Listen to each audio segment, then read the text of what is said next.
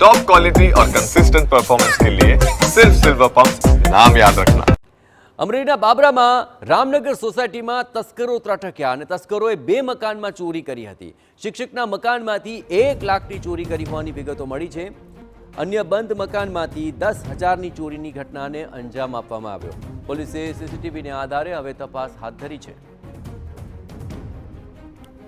આ સમગ્ર મામલે ચોરીની ઘટનાના સીસીટીવી પણ મુખ્ય આધાર બની રહ્યો છે તપાસ માટે અને શિક્ષકના મકાનમાંથી 1 લાખની ચોરી કરી હોવાની વિગતો મળી છે। આ ઉપરાંત અન્ય બંધ મકાનમાંથી પણ ચોરી કરવામાં આવી હતી।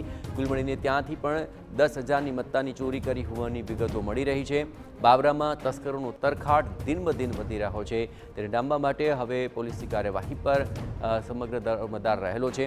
રામનગર સોસાયટીમાં આ ચોરીની આખી ઘટના સામે આવી હતી, જ્યાં તસ્કરો ઘરમાં ઘૂસ્યા અને ચોરીની ઘટનાને અંજામ આપ્યો હતો।